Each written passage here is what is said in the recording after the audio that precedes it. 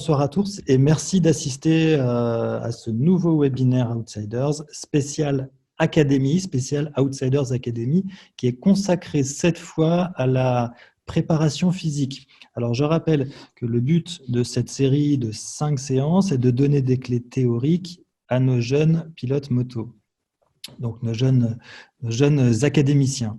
Alors, ces séances, elles sont rendues possibles grâce à la participation bénévole, je le rappelle, de nombreux professionnels du sport et puis au soutien sans faille de nos partenaires, la Mutuelle des motards et Yamaha Europe. Alors, ce soir, on accueille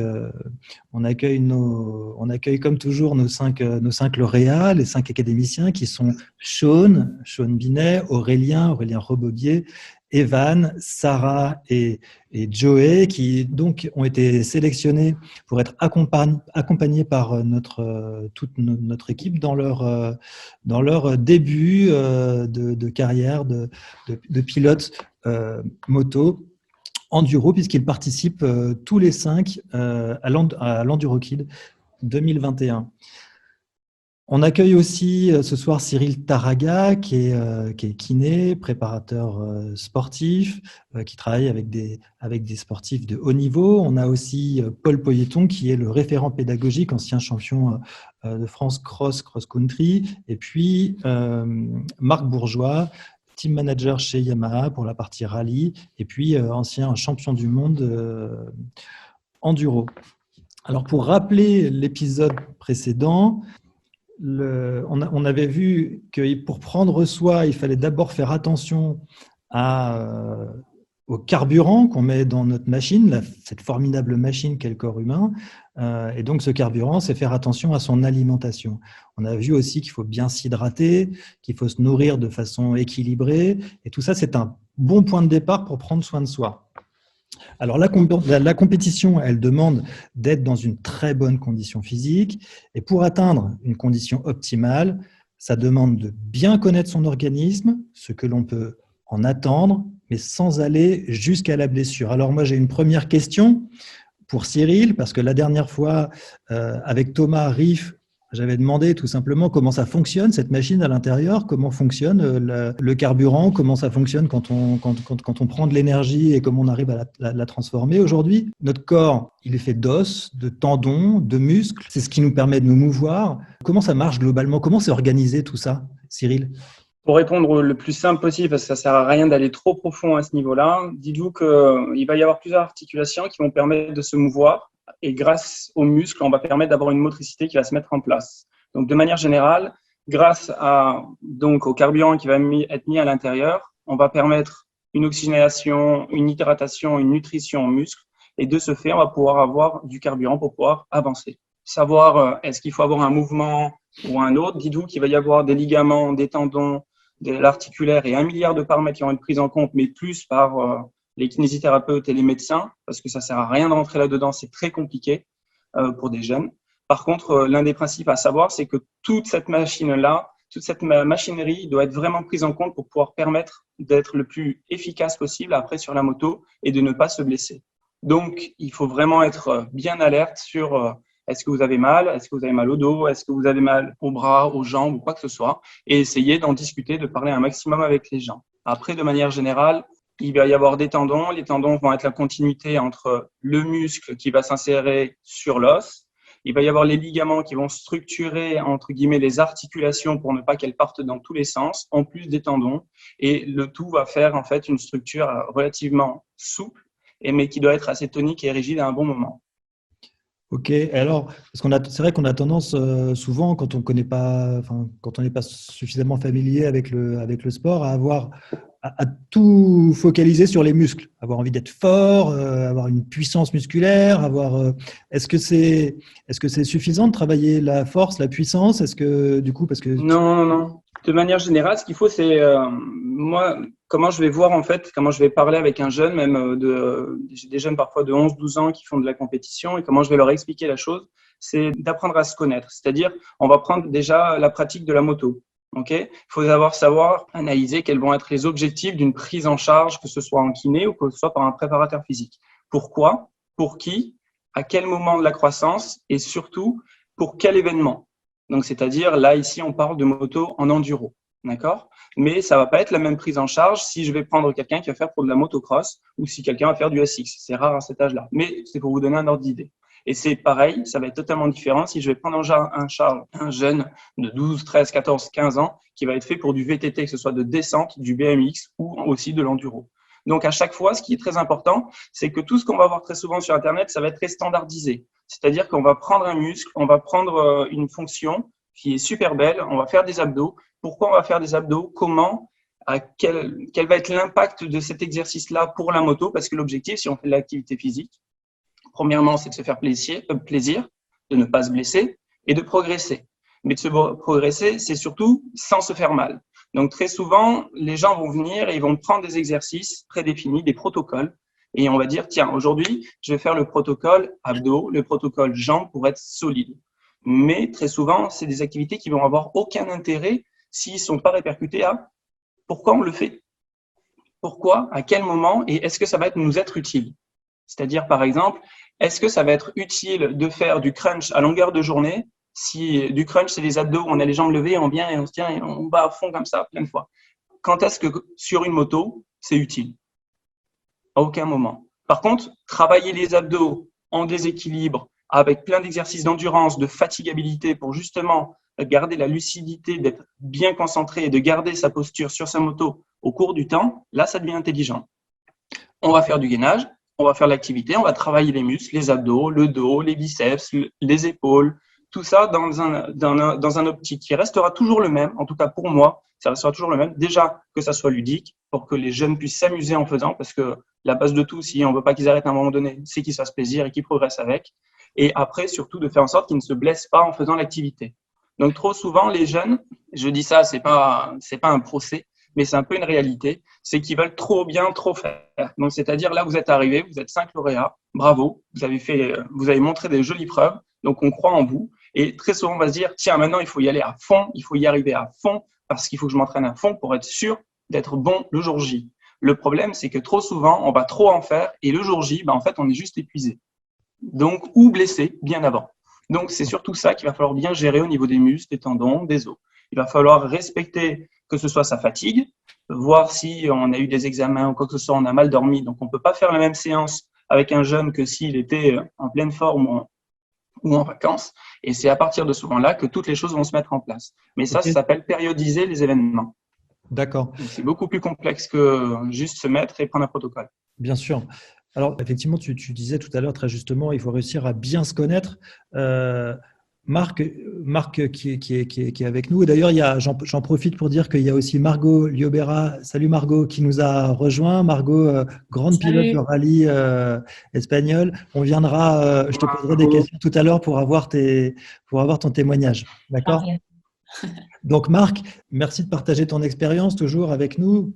Comment est-ce que tu as appris à te connaître, toi? Et est-ce que tu as vu une différence entre les premières fois où tu as eu une pratique sportive haut niveau et le moment où tu as vraiment, comme disait Cyril, réussi à bien te connaître et adapter ta pratique et ton entraînement à ce que tu es, toi, c'est-à-dire pas forcément le standard qu'on peut trouver sur Internet. Comment tu t'es rendu compte de qui tu étais physiologiquement parlant? Bonjour à tous. Quand j'avais votre âge, je m'adresse aux jeunes de l'académie. J'ai pas eu l'opportunité justement de rencontrer, d'être dans un groupe, une académie où il y avait des intervenants. Et j'ai dû justement apprendre. On est obligé de passer par des phases où on doit appréhender et connaître nos limites. Donc souvent, si on parle de limites, c'est en moto, c'est d'aller à la chute. C'est-à-dire regarder jusqu'où on peut aller. Par exemple, si on prend le cas d'un virage, sur la mise d'angle, à ce moment-là, quand j'incline un peu trop, je perds l'avant, je chute. Donc ça, c'est un élément technique en moto. Si on parle de la performance sur la préparation physique, souvent, ça va être, on peut aller sur certains exercices à vomir, sur de l'intensité. Donc ça, c'est vraiment aller au bout de ses limites. C'est vraiment d'appréhender ses limites. Après, on peut aller jusqu'à se blesser, dont certains de l'académie ont déjà découvert cette phase-là. Donc ça, c'est justement apprendre à se connaître. Une blessure, ça n'arrive jamais par hasard. Donc c'est soit qu'on a fait une erreur technique, soit on peut avoir justement être un peu en surentraînement et d'être pas dans le moment présent et du coup de pousser, du coup on respecte pas son corps et ça peut tendre à une erreur et une chute et une blessure, ou tout simplement une blessure de fatigue où on est très très motivé, on veut très très très bien faire et du coup on se lève les matins très tôt, on va faire du sport tous les jours, jusqu'à un moment donné où notre corps il nous dit stop. La tête a envie de continuer à s'entraîner, mais le corps il dit attention, je suis fatigué et là j'en peux plus. Et on appelle ça des blessures de raison quelconque avec une chute ou autre.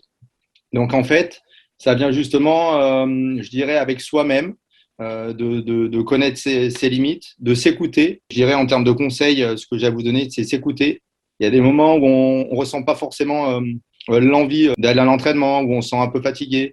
Bah, c'est-à-dire que si on doit faire un exercice qui dure une manche de moto 20 minutes, bah, c'est de se dire peut-être la dernière manche, ça fait la troisième jour d'entraînement, ben, au lieu de faire 20 minutes, bah, je vais peut-être faire 20 minutes, mais les 5 dernières minutes, je vais ralentir un petit peu. Voilà, c'est d'apprendre à s'écouter. Ok. Après, l'autre conseil que j'ai à dire pour clôturer ce point-là, c'est d'écouter justement son entourage, de nous aider à appréhender nos limites par rapport à son coach moto, par rapport à son kiné, par rapport à son papa, sa maman. Voilà un petit peu mon point de vue là-dessus, Rémi. D'accord, merci Marc de ces conseils. J'avais du coup une question, Cyril.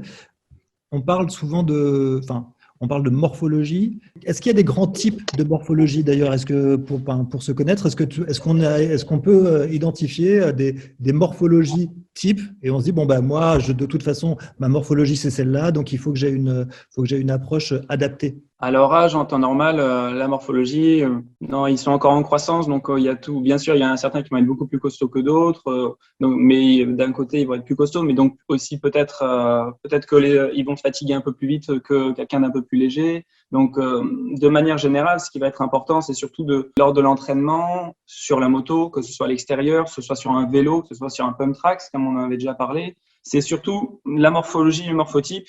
Il va falloir l'adapter au fur et à mesure pour essayer de faire en sorte qu'il ne se fasse pas mal. Mais moi, je ne vais pas me baser sur lui, il fait 1m90 ou pas. Je vais surtout faire en sorte d'essayer de me structurer sur l'analyse de l'activité qu'il doit faire et faire en sorte de voir quels sont ses atouts et ses faiblesses là-dessus. Travailler avec lui, essayer de lui donner toutes les pistes possibles et faire en sorte de l'amener à son seuil. Comme disait Marc, à un moment donné, oui, on peut arriver dans des moments de fatigue sérieux. Essayer de le reproduire, moi au cabinet, je fais beaucoup passer le travail de la proprioception, c'est tout ce qui est le travail d'équilibre, de gainage, travail d'endurance, donc à haute intensité. Pardon, Cyril, le proprioception. C'est savoir se tenir en équilibre. Si je vous demande de tenir sur une jambe, il y a les yeux fermés, il faut réussir à tenir. Et c'est pareil que ce soit, ça va vous servir par exemple à tenir une moto en étant debout ou en passant un obstacle ou quoi que ce soit, de réussir à se stabiliser avec la moto. Et donc ça peut se travailler. Ce travail de proprioception chez toi, tu penses que c'est vraiment central? C'est le travail des muscles profonds et de manière générale, c'est vraiment le plus important pour moi. C'est-à-dire qu'avant de leur faire prendre du muscle ou quoi que ce soit, le plus gros intérêt, c'est surtout de réussir à ce qu'ils se connaissent le mieux possible. Et pour se connaître, il faut se tester. Et comme disait Marc, dans plein de possibilités, que ce soit sur la moto, que ce soit sur un vélo, que ce soit en exercice physique, et essayer d'apprendre à se connaître et d'être honnête avec soi-même. C'est-à-dire, je vais pas aller à la faute tout le temps.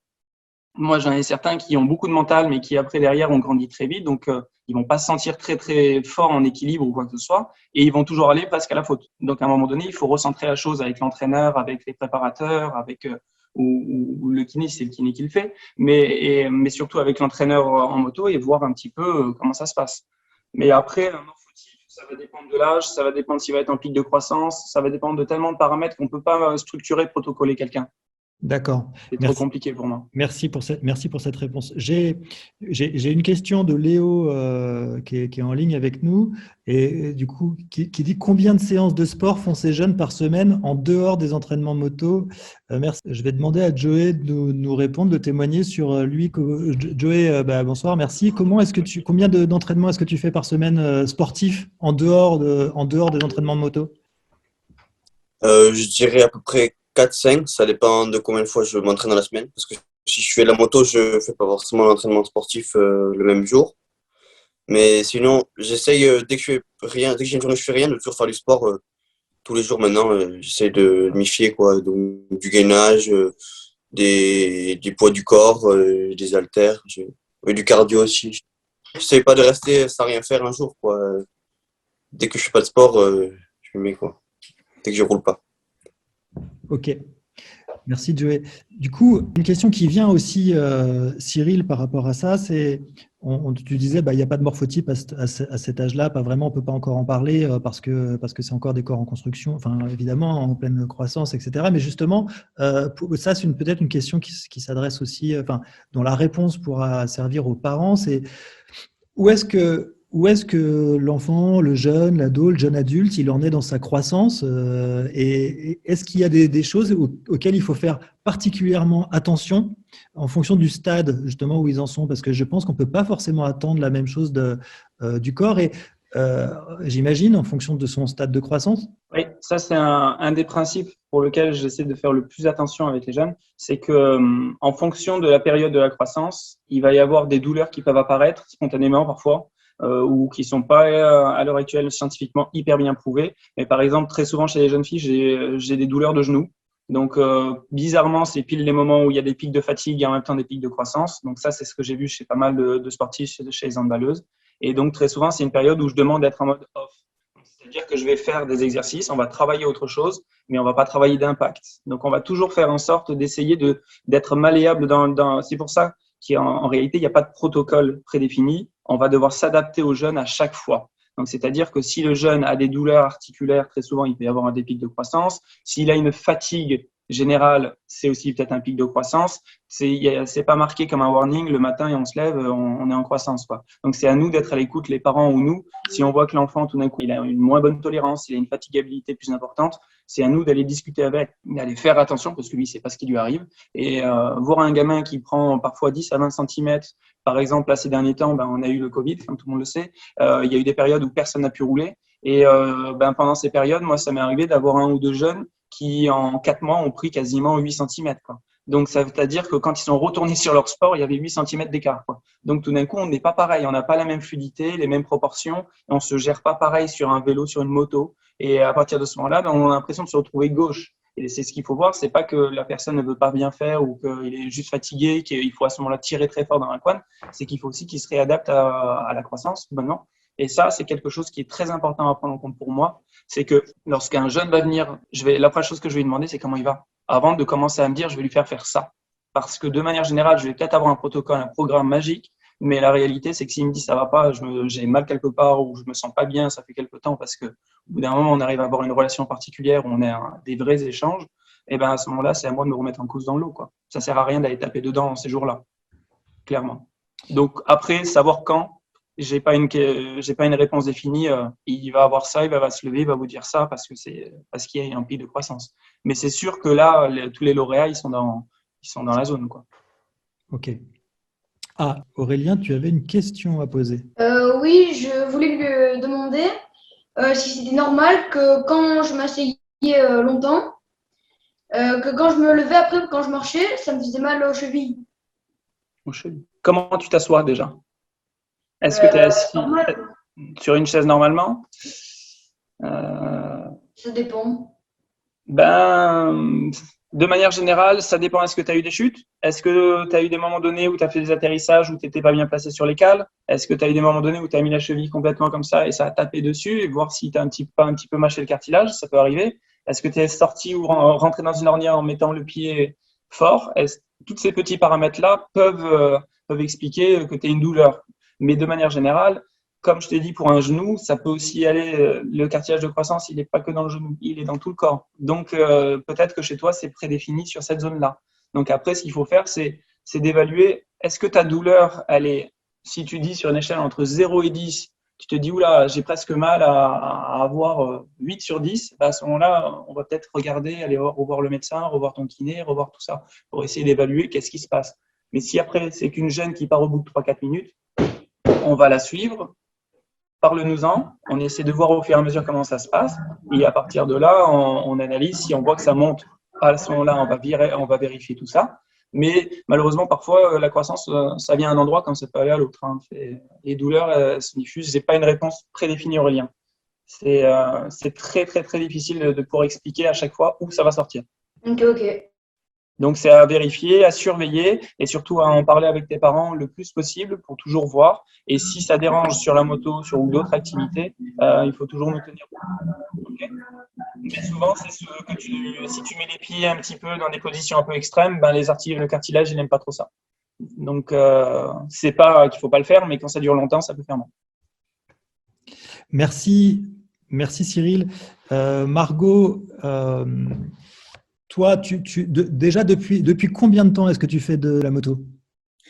Donc, bonsoir à tous. Moi, je vais faire la 25 ans et j'ai commencé plutôt tard à rouler en moto. J'ai commencé aux 17-18 ans.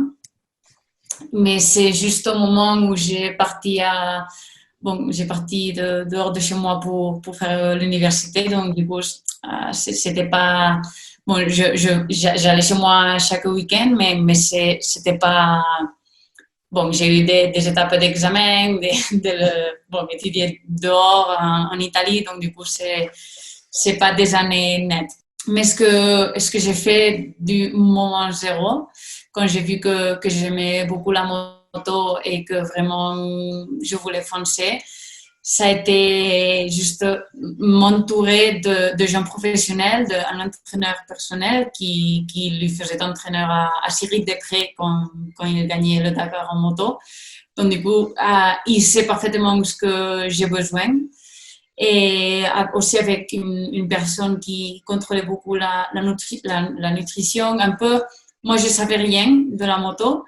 Et qu'est-ce que j'avais besoin pour avoir une bonne performance. Donc, du coup, je me suis entourée d'une équipe qui vraiment avait ces connaissances.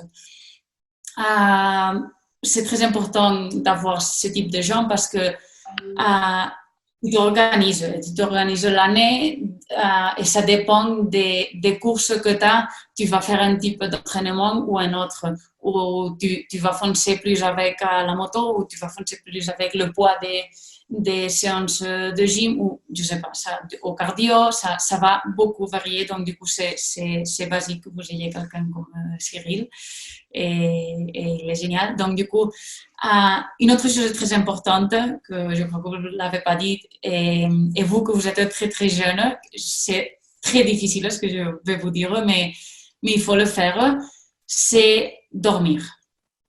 C'est basique pour que les entraînements que vous faites pendant la journée vraiment se réfléchissent dans votre corps, c'est dormir. Parce que c'est le moment où votre corps va assimiler tout ce que vous avez fait pendant la journée. Cyril va vous l'expliquer mieux que moi. Mais moi, les connaissances que j'ai, c'est que si on ne dort pas, le corps ne va pas fonctionner comme il doit, premier. Et deux, il ne va pas absorber les entraînements. Donc, du coup, on entraîne pour rien. Donc, là, c'est très difficile avec les téléphones et tout, mais il faut il faut le faire, vraiment. Merci, Margot. Tu confirmes, Cyril, la nécessité du sommeil? Alors là, ça dépasse un peu, je ne sais pas, hein, peut-être ça dépasse un peu le cadre de la kiné non. ou pas? Non? Okay. C'est quelque chose que, malheureusement, en fait, j'aimerais avoir quelqu'un qui vienne et qui m'aide à structurer cette zone-là, sauf que dans la région, j'en ai pas beaucoup qui le font. Donc, je suis obligé, au fur et à mesure, depuis maintenant 7 ans, de me remettre en cause et de devoir apprendre aux gens à le faire, donc apprendre moi aussi à le faire. Donc, c'est vrai que ça dépasse totalement le cadre de la kiné. Ça fait belle lurette que ça n'est plus dedans. Mais la réalité, Margot l'a dit, les 90% des choses les plus importantes, c'est que l'entraînement, c'est mignon. Mais derrière, il faut que vous ayez conscience. Ça, c'est la première chose que j'essaie d'apprendre aux jeunes que j'ai, c'est que vous n'êtes plus des petits enfants. C'est fini. À partir du moment où on se met dans l'idée de vouloir créer et de vouloir être professionnel, d'avoir le rêve d'essayer, à ce moment-là, on ne peut plus se considérer de la même manière qu'un jeune ado qui peut faire jusqu'à 22 heures avec son téléphone. Le lendemain, de toute façon, on s'en fout. Il ne va pas se mettre sur une moto à 80 à l'heure. Donc, on s'en fout pour lui. Mais pour vous, à l'heure actuelle, il va falloir que vous soyez beaucoup plus responsable de comprendre qu'il va falloir prendre des temps de pause réels. J'entendais tout à l'heure Joey, je crois, qui s'entraînait tous les jours. tous les jours, tous les jours, tous les jours, tous les jours. Et ben, Margot, d'une manière aussi, l'a dit, c'est qu'il faut savoir avoir un temps de repos pour que le corps aussi ait le temps d'assimiler le tout et de se reposer réellement. Les fibres musculaires, de manière générale, à un moment donné, si tu tapes trop dedans, ben, tout simplement, à un moment donné, tu vas avoir que 80% de la capacité de tes muscles. Sauf que toi, tu as travaillé pour avoir 100%. Si tu es fatigué, le jour J de la compétition, tu vas être à 70%. Donc toi, mentalement, tu vas te dire, je comprends pas, j'ai tout donné pour y arriver, mais la réalité, c'est que ton pic de forme, on appelle ça un pic de forme, c'est le moment où il faut être en forme. Comme tu aurais fait tellement avant, ben, tu l'auras perdu. Donc tu n'auras jamais pu réussir à arriver avant.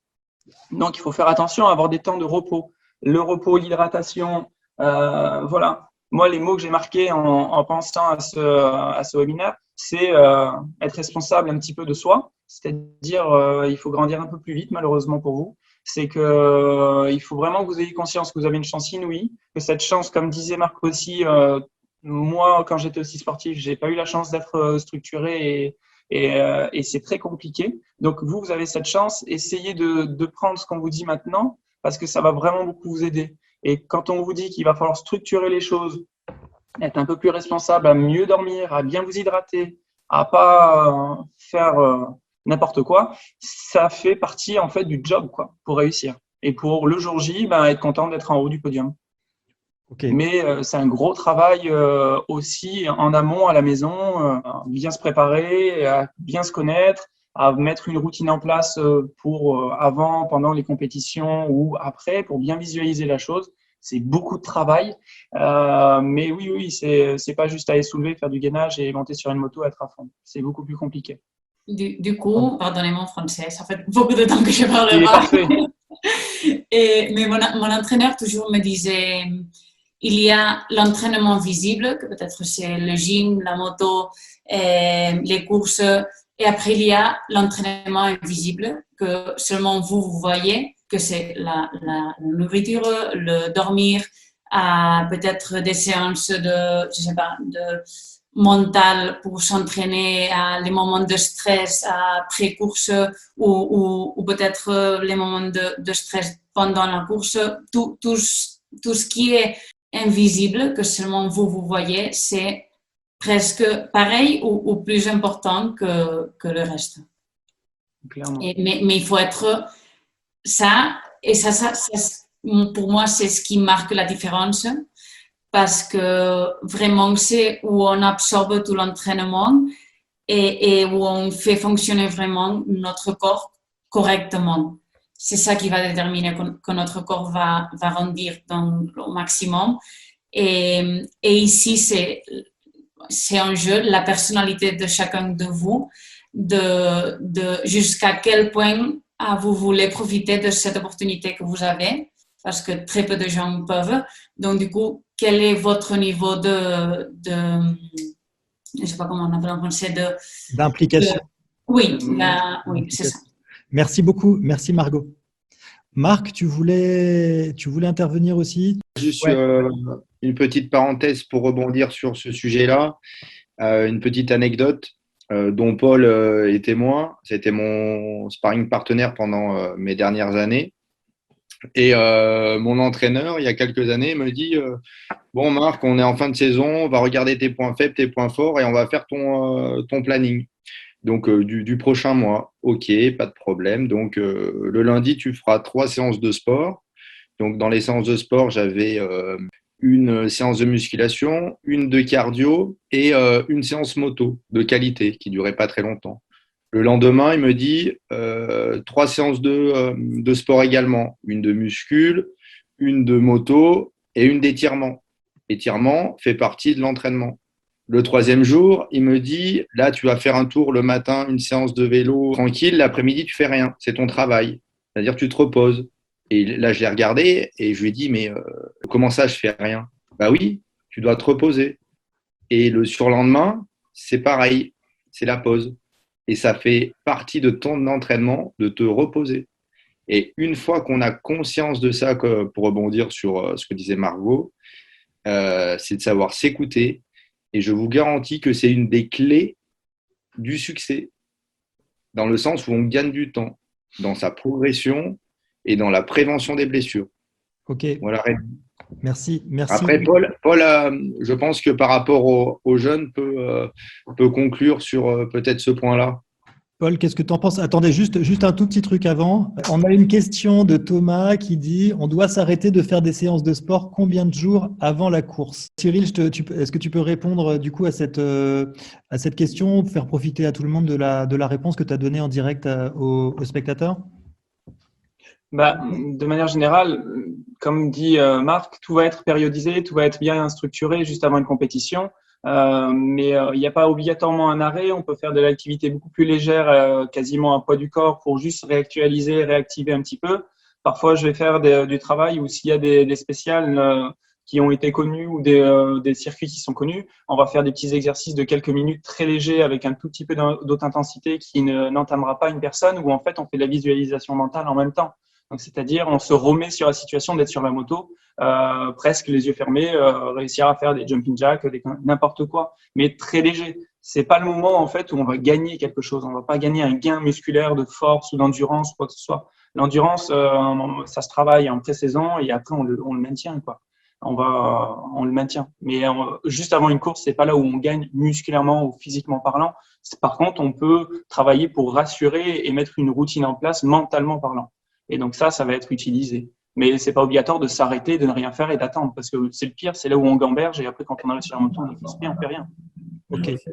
Enfin, c'est ma manière de le voir. Après, peut-être, je suis pas sur une moto comme Marc ou comme Paul qui eux connaissent mieux que moi, ou comme Margot, etc. Marc, tu voulais intervenir. Oui, pour rebondir sur la question, on n'arrête pas obligatoirement, on adapte. Là, sur la question de Thomas Folio, je dirais, ce qu'il faut retenir, c'est s'écouter. Donc, s'écouter, c'est avant la compétition, le plus important, c'est la motivation, c'est-à-dire l'envie d'aller à la compétition, l'envie de l'enjeu sportif. Donc, si on estime que à un moment donné, on est un peu fatigué, que l'envie d'aller à la compétition, on n'a pas trop envie parce qu'on a fait énormément d'heures de sport, énormément d'heures de moto, c'est pas interdit. Et je dirais même de l'imposer, de dire les 3-4 jours qui précèdent la compétition, de ne rien faire, parce qu'il n'y a rien de pire de ne pas avoir une motivation avant un événement. Même on peut être super bien préparé physiquement, mais si le mental, on n'a pas une bonne énergie, pas de motivation, c'est un aspect à prendre en compte. Et je dirais que par rapport à cet indicateur-là, ça peut nous donner de savoir si on coupe 2, 3, 4, 5 jours avant la compétition. Ok. Justement, alors, c'est une des grandes questions. Ça a été aussi l'objet d'un dossier, hein, une sorte d'étude de la flemme. Et on voit bien qu'il y a parfois un principe d'inertie où c'est compliqué de se sortir du quotidien et de se sortir de l'attractivité de la couette et du lit tout chaud. Après, une des questions que je me pose, c'est entre la flemme, la fainéantise, où on manque un peu de désir ou de force de sortir de chez soi et d'aller faire son entraînement. Et puis aussi l'extrême inverse, qui est l'inconscience, c'est-à-dire qu'on ne se rend pas compte des limites de son corps. C'est quoi le juste milieu, Cyril? Le juste milieu entre avoir la flemme ou être fatigué? C'est-à-dire, parce que là, Marc disait, il faut s'écouter. Mais parfois, Complètement. s'écouter, si on s'écoute, c'est aussi rester au fond de la couette. Et du coup, à ce moment-là, on se dit, faut peut-être pas trop s'écouter. Mais c'est comment on fait pour savoir jusqu'où aller Après, s'ils sont arrivés jusque-là, c'est que normalement, ils ne devraient pas avoir la flemme d'aller sur une moto et de s'entraîner pour faire les compétitions qui sont mises en place pour eux. Donc, en temps normal, c'est vraiment, ça peut arriver, bien sûr, mais après, il faut écouter, est-ce qu'il y a un souci? Et à ce moment-là, c'est beaucoup de discussions. Mais de manière générale, la flemme, je sais que je n'ai pas été vraiment confronté à ça. J'ai plus été confronté à des jeunes qui voulaient en faire trop que pas assez. Donc ça a été vraiment souvent le cas. Mais de manière générale, oui, le plus important, c'est d'apprendre à s'écouter, à se connaître. Et si vraiment il y a une flemme et qu'on voit qu'elle est récurrente chez un jeune qui n'a pas l'habitude de l'être, c'est se poser des questions pourquoi. En effet. Parce que l'objectif, c'est de leur faire comprendre aussi qu'ils roulent pour eux et pas pour les parents et pas pour nous. Ça, c'est un très bon sujet que Paul, je pense, tu connais bien, toi, de ton côté, parce que tu es confronté, hein, on le rappelle, tu es donc président du motoclub de Poussan, tu organises des sessions de formation dans des colos tout au long de l'année. Et bref, tu formes énormément de jeunes au pilotage depuis depuis les débutants, grands débutants, jusqu'aux semi-professionnels. Toi, tu as vu, presque, je pense, des centaines de jeunes passer. Quel regard tu portes là-dessus? C'est surtout pour moi une question d'organisation, c'est-à-dire que quelqu'un qui va être en surentraînement, c'est quelqu'un qui s'est pas posé, qui a foncé tête dans le guidon et qui a pas structuré son entraînement. Alors c'est sûr qu'on est jeune, c'est plus facile de se faire aider, mais déjà si on se pose, qu'on réfléchit, même avec quelques bases, on peut déjà faire un entraînement de qualité. Il y a des périodes où on va pas avoir de compétition, où on va pouvoir s'entraîner dur. Les périodes où on est entre deux compétitions, il va falloir forcément calmer un petit peu le jeu. Et ça, il faut l'anticiper, il faut vraiment se poser et déjà comprendre les périodes dans lesquelles on va pouvoir travailler, les périodes où il va falloir plus se reposer. Et ce qui va être important à prendre en compte, moi, c'est ce que j'ai remarqué souvent sur les petits championnats comme l'Enduro Kid, c'est qu'il faut rentrer dans l'entraînement les trajets. Quand on va taper 8 heures, 9 heures de voiture pour aller sur une compétition, ça fatigue énormément. Donc ça, il faut l'anticiper aussi. Et je pense que souvent, c'est des choses, les trajets, les choses comme ça, on les prend pas forcément en compte. Si vous allez faire un entraînement à 2 heures de chez vous, que vous levez à 6 heures du matin pour aller sur la compétition, déjà, c'est pas bon. Vaut mieux essayer de partir la veille, dormir comme il faut sur place et arriver être en forme, quoi. Donc il y a plein de petites choses qui sont pas forcément l'entraînement et qui peuvent faire que on arrive, on n'est pas en forme sur une course. Sarah, j'aimerais bien avoir ton témoignage, toi, à ton âge, du coup, c'est peut-être parfois compliqué. Tout à l'heure, on disait on a peut-être envie de sortir, on parlait du sommeil, on parlait de l'implication, de la régularité. Comment tu vis tout ça, toi? Est-ce que c'est compliqué, par exemple, de dormir suffisamment? Est-ce que parfois tu fais un peu la fête le soir et le lendemain, l'entraînement, c'est compliqué? Moi, mes parents, ils sont très stricts par rapport à ça. Le soir, je me couche tôt, avant mes courses, tout ça. Même la semaine avant les courses qui va arriver le week-end, je me couche très tôt et je fais énormément de sport aussi la semaine justement pour mon week-end, et toute l'année je fais pareil. Et voilà, j'essaye de gérer ça comme ça. Voilà. Ok, et tu y arrives, et donc a priori tu y arrives bien.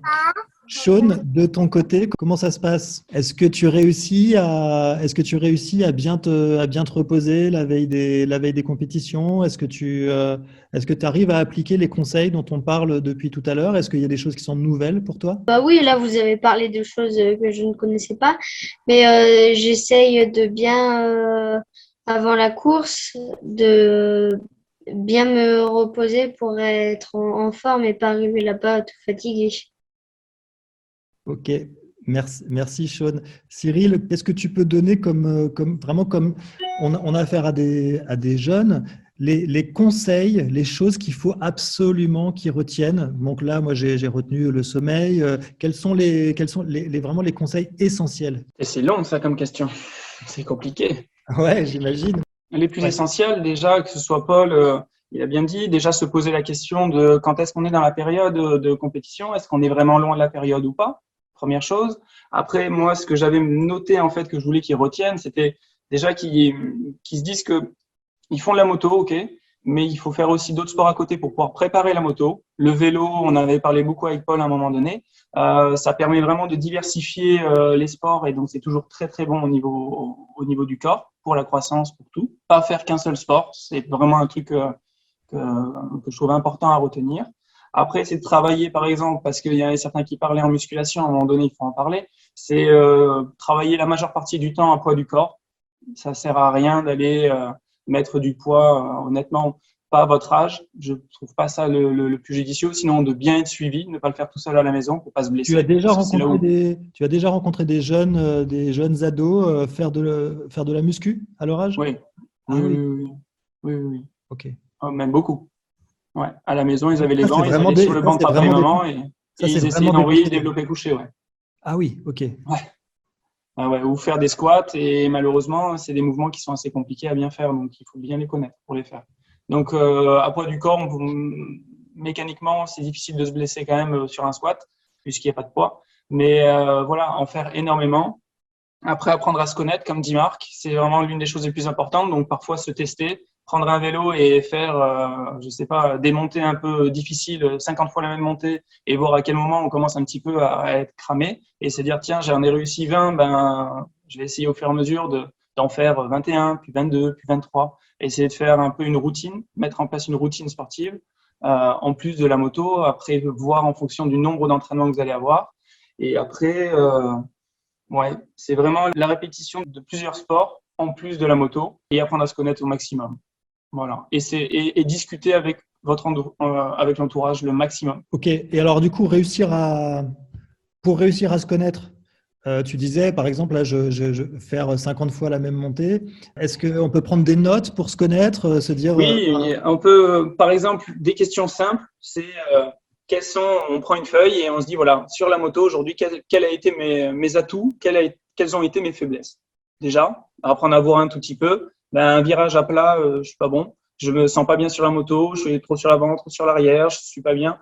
Qu'est-ce qui se passe? À partir de ce moment-là, en discuter et voir est-ce qu'on peut pas mettre un peu plus de gainage, travailler un petit peu plus ces mouvements-là. Et en fait, essayer de cibler les activités.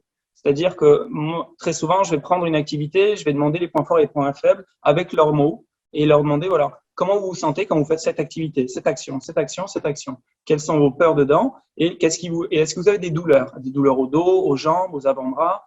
Comment ça se passe? Et à partir de là, on va structurer en fait un entraînement de manière générale. Mais le truc qui est très important, c'est d'avoir une bonne endurance. Donc, quoi qu'il en soit, que ce soit du vélo, la course à pied à l'orage de longue durée, j'aime pas trop. C'est pas génial, ils sont pas faits pour, pas encore. Donc, plus en vélo principalement, travailler sur un pump tracks et se dire voilà, je vais faire 3 tours et au bout de 3 tours, je vais faire 10 pompes et là, je vais faire une minute de pause. Puis après, j'y retourne et on voit combien de temps j'arrive à tenir comme ça. À part vomir à un moment donné sur le côté ou tomber en PLS, il ne va pas lui arriver de graves problèmes. D'accord? Et au fur et à mesure, on va apprendre à se connaître et à se dire, bon, ben voilà, la prochaine fois, quand on est sur un moto et qu'on commence à avoir cette sensation, ben, peut-être qu'on est en train de perdre la lucidité. Donc, c'est peut-être le moment de s'arrêter et de faire une petite pause, de boire un coup et peut-être d'y retourner après et d'apprendre à se connaître grâce à toutes ces activités à côté. Mais ne pas s'arrêter à un truc. Là, tu as parlé d'un mot que j'aimerais bien essayer de commenter avec Margot, question de la lucidité. Parce que j'imagine que quand on est à sa limite, au bout de ses limites, dans des conditions extrêmes qu'on connaît dans beaucoup de sports, mais en rallye, j'imagine encore plus, quand est-ce qu'on arrive à se connaître suffisamment pour se dire « Ouh là, je suis en train de perdre ma lucidité, il faut que je me reprenne, parce que c'est là où il peut y avoir accident peut-être » ou… Comment tu sais? Est-ce que tu arrives, toi, aujourd'hui, Margot, et j'imagine évidemment, mais à te connaître suffisamment pour voir le moment où tu perds un peu de lucidité? Oui, et en plus, en rallye ride, c'est beaucoup d'heures. Tu te réveilles très, très tôt. Tu passes beaucoup de froid au matin dans la route jusqu'à que tu arrives dans la partie chronométrée. Donc, et tu arrives presque dans la nuit, non? Donc, du coup, c'est beaucoup d'heures, beaucoup de jours, et ça, le corps, il arrive un bout que tu es très fatigué, non? Donc, en plus, avec la chaleur et le rallye ride, tu es seul au milieu de je sais pas où, du désert, mais tu es seul. Donc, du coup, tu es dans une réalité parallèle dans ta tête parce que du coup, ça m'est arrivé l'autre jour à Dubaï. Je suis restée dans un trou parce que là-bas, les dunes ne sont pas comme au Maroc. Et que là-bas, il y a des trous partout. Et du coup, je me suis retrouvée dans un… J'ai poussé la moto pendant peut-être 10 minutes en la poussant un peu vers un côté et après la faire pivoter vers l'autre, la pousser un peu plus de l'autre côté. Et comme ça, en la faisant aller chaque fois plus en haut pour avoir la suffisante descente pour sortir du trou. Et j'ai monté, je crois, à 208 pulsations. Et j'avais le truc ici, donc c'est pas… et ça faisait beaucoup de chaleur, donc ça a été dur. Mais du coup, quand tu arrives au refueling, tu as le team là-bas, et tu comprends que ta réalité, que tout, ça reste la même chose. Donc, du coup, ta réalité de là-bas, que tu étais très mal, et la réalité, c'est la même quand tu arrives là-bas. Donc, du coup, tu te rends compte que c'est juste un moment que ton monde s'est enfoncé parce que tu n'as plus de force, parce que tu dois t'arrêter 2 minutes pour reprendre l'air. Mais quand tu t'es déjà passé par ça, je sais pas, 1 ou 2 fois, tu te rends compte que, OK, on n'est pas si mal parce que le monde ne va pas finir, non? Donc, ça, c'est une chose qu'on le travaille. Moi, à part de nutrition, entraîneur aussi, je vais à une psychologue juste pour faire des points, comme par exemple, quand ça m'arrive ça, ou quand je me perds, quand j'ai une erreur de navigation, qu'est-ce que je dois faire pour ne pas perdre les nerfs et me rendre folle et accélérer. Bon, je ne suis pas une pilote que je fais ça, mais du coup, quel c'est le procédement, je ne sais pas comment on dit comme ça, le processus que je dois ok, se calmer. On est tranquille. Ça ressemble que c'est la fin du monde, mais non. La réalité, c'est que rien n'est arrivé, que je suis juste ici. Ok, je sais pas, on fait des tours, ou on va à 500 mètres, 500, je sais pas, il y a plein de choses, non? Et du coup, gérer ça mentalement et le faire d'une façon travaillée et schématique t'aide à ne perdre de l'énergie avec ces choses, parce que la tête, tu te fonces. Si tu n'es pas avec ta tête te fonce. Donc, du coup, et c'est pas juste une chose que tu es fatigué, mais musculairement, tu te fonces. Donc, du coup, c'est très important. Et comme vous parlez avant que des fois, tu es un peu fatigué, tu n'as pas besoin d'aller au gym. Ces jours sont très importants pour moi, par exemple, parce que il y aura des jours pendant le rallye que j'en aurai marre, je serai très fatiguée et je voudrais pas sortir. Mais du coup, si cette sensation, je l'ai dans un jour que je voulais pas aller au gym parce que je suis foncée et j'en peux plus, si j'y vais, et parce que je vais y aller parce que sinon, dans la nuit, je ne vais pas pouvoir dormir parce que j'ai pas entraîné ce que je devais faire.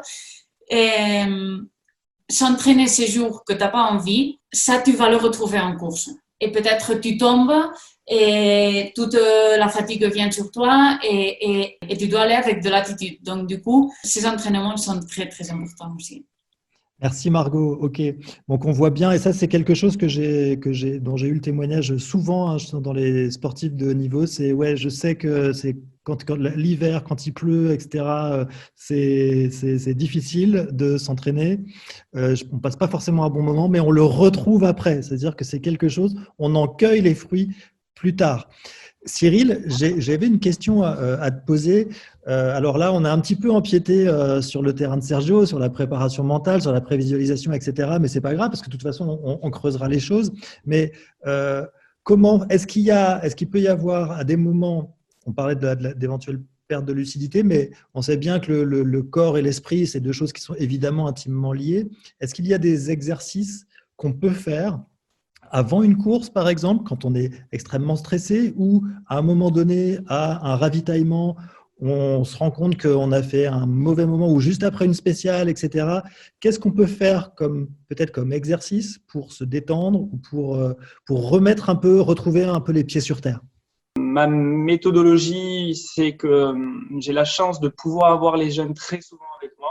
Et donc, en fait, je vais vraiment pas les formater, mais leur donner un maximum de possibilités de se restructurer, de se reconcentrer par eux-mêmes en les mettant en difficulté très souvent chez moi et en arrêtant l'exercice et en leur disant maintenant, on va se reconcentrer. Comment a été ton attitude? Comment tu te sens? Même si le cœur est encore à 150, on va devoir réfléchir 1 minute ou 2. Puis après, on est reparti dans l'exercice et tu vas devoir te restructurer et refaire l'activité. En fait, c'est savoir se ressourcer et retrouver un tout petit peu en vous la force d'y retourner et d'avoir envie d'y retourner avec une belle attitude.